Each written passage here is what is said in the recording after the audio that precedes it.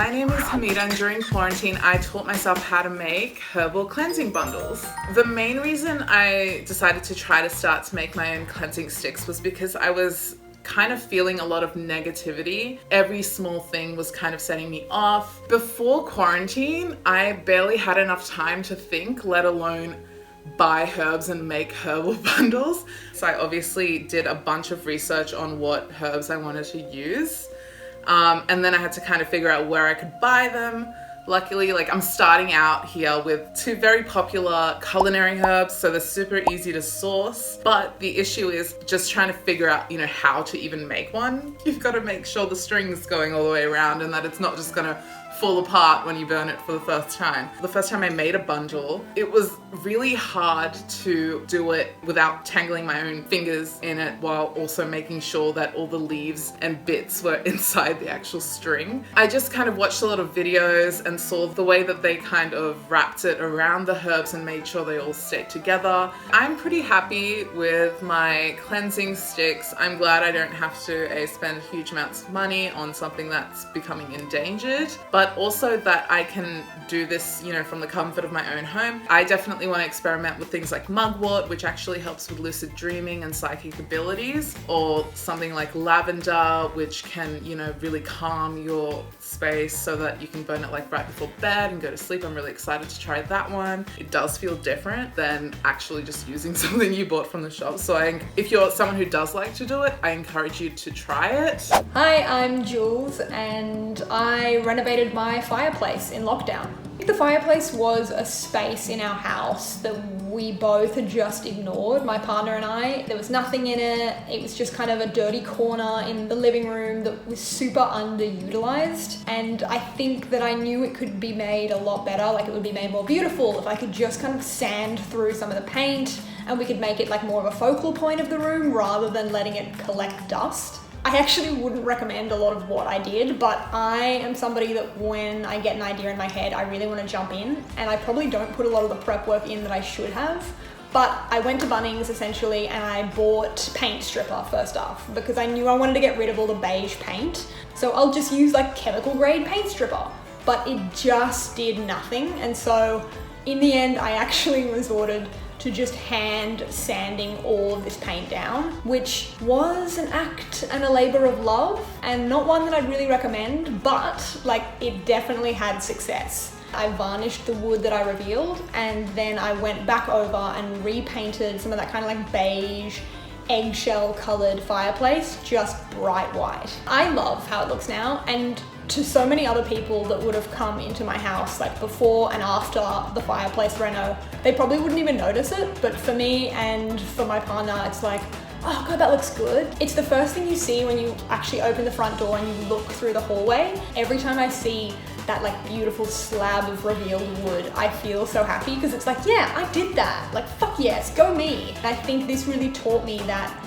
as long as you're kind of following the rules somewhat, you can pretty much do most cosmetic things yourself and you don't have to feel intimidated by them. Next on my plan is to actually renovate my bathroom. So it's been a lot of fun and a lot of good learnings along the way. So the reason I made these pastries was I recently became vegan about a year ago. And one of the things I had to give up was lots of, nice sweets and treats and pastries and cakes because a lot of them have milk or butter in them or eggs. And so one of the things I really, really missed was pastries. So my birthday was, in the middle of quarantine, no one can really go out. You can go out for dinner.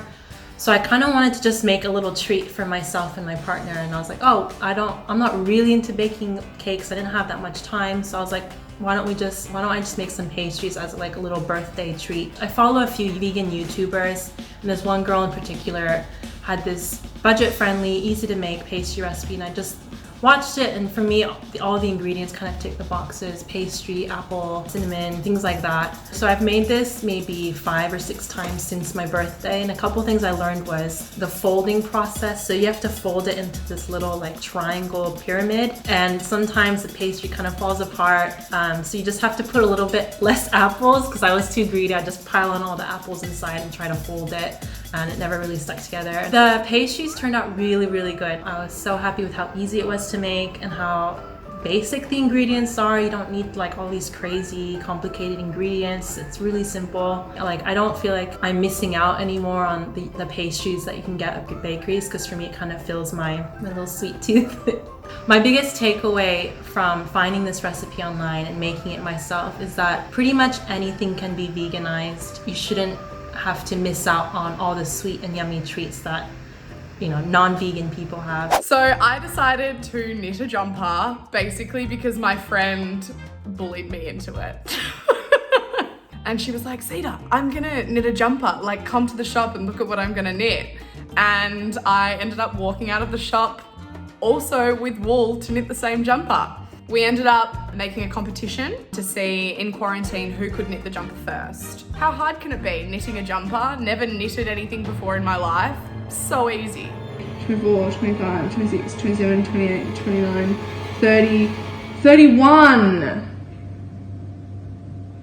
It's supposed to be 32. But it was just a lot of YouTube tutorials. We had to figure out like how to do the different stitches. Also, I don't know if you've ever seen a knitting pattern, but it's actually like a scientific fucking recipe. It's like P1, M1, P2, K2. I'm like, what is this language? It's like full on. It's really hard. Wait, no, anyone wrong? I don't know. I think this one's wrong too. 1, 2, 3, 4, 5, 6, 7.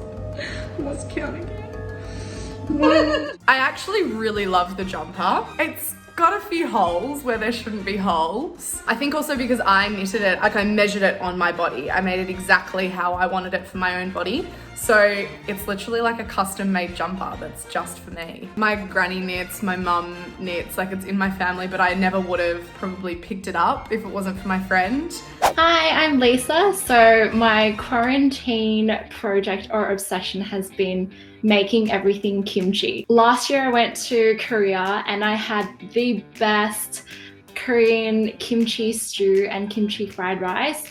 And I could not, like, with quarantine being a thing, I just missed it so much. What I decided to do was go out to the grocery stores and buy a whole massive tub of kimchi. Kimchi fried rice has always been something that I would literally buy at a restaurant, like a sit-down restaurant. That's kind of what sparked the idea of me making it myself at home. And oh my God, I'm literally mind blown. Like, I didn't realize how easy it was to make something so delicious. Like, I realized that a kimchi tub itself is only like $10, and then all you need is second day rice, eggs, veggies, and you're freaking good to go. My next thing I would love to try is making kimchi myself, like literally from scratch, and see how that tastes. Everyone, I mean every single one of everyone should eat kimchi.